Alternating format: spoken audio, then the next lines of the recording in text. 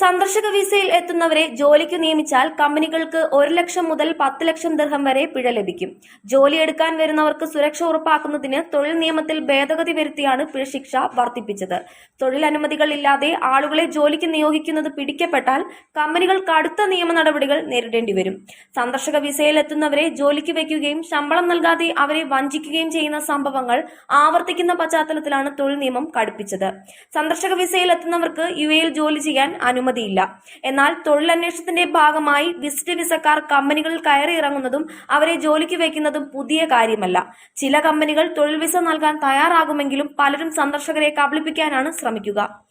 Work permit ഇല്ലാത്തവരെ ജോലിക്ക് വെക്കുന്നതിന് മുൻപ് 50,000 മുതൽ 2 ലക്ഷം ദിർഹം വരെയായിരുന്നു പിഴ. ഇതാണ് കഴിഞ്ഞ ആഴ്ചത്തെ ഭേദഗതിയിലൂടെ പല മടങ്ങ് വർദ്ധിപ്പിച്ചത്.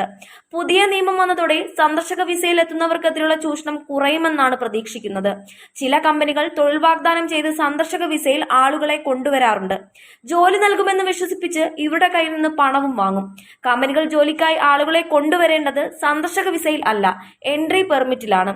ജോലിക്കായി ഇവിടെ എത്തിച്ചു കഴിഞ്ഞാൽ റെസിഡൻസി വിസയുടെ തുടർ നടപടികൾ പൂർത്തിയാക്കുകയും തൊഴിൽ കരാർ ഒപ്പിടുകയും വേണം. ഈ നിയമം പാലിക്കാതെയുള്ള എല്ലാ റിക്രൂട്ട്മെന്റുകളും അനധികൃതമാണെന്ന് അധികൃതർ വ്യക്തമാക്കി. സന്ദർശക വിസയിലുള്ളവർക്ക് ആരെങ്കിലും തൊഴിൽ വാഗ്ദാനം നൽകിയാൽ മാനവ വിഭവ മന്ത്രാലയത്തിന്റെ ഓഫർ ലെറ്റർ ലഭിക്കാതെ ജോലി ചെയ്യാൻ പാടില്ലെന്നും മുന്നറിയിപ്പുണ്ട്. വിസക്കാരെ നിയമിക്കുന്നതിൽ നിന്ന് കമ്പനികൾ വിട്ടുനിൽക്കുന്നതാണ് ഉചിതമെന്നും നിയമവിദഗ്ധരും പറയുന്നു. പിഴശിക്ഷയ്ക്ക് പുറമെ മറ്റു നിയമ നടപടികളും കമ്പനികൾ നേരിടേണ്ടി വരും. വിസിറ്റ് വിസയിൽ തൊഴിൽ തേടി എത്തുന്നവരുടെ അവസ്ഥ പരമാവധി മുതലെടുത്ത് അവരെ ജോലി ചെയ്യിക്കുന്ന പല സ്ഥാപനങ്ങളുമുണ്ട്.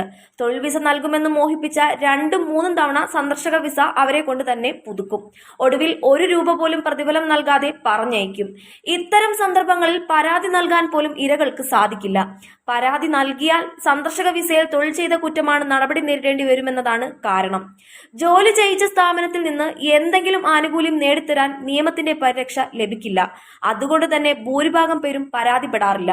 കിടക്കാനോ ഭക്ഷണം കഴിക്കാനോ വകയില്ലാതെ നാട്ടിൽ പോകാൻ പോലും കഴിയാതെ സന്നദ്ധ സംഘടനകളുടെയോ എംബസി കാരുണ്യത്തിന് കാത്തു നിൽക്കുക മാത്രമാണ് പലരുടെയും മുന്നിലുള്ള വഴി. വിസ പുതുക്കാൻ ഓരോ തവണയും 1000 ദിർഹത്തിനു മുകളിൽ ചെലവ് വരും.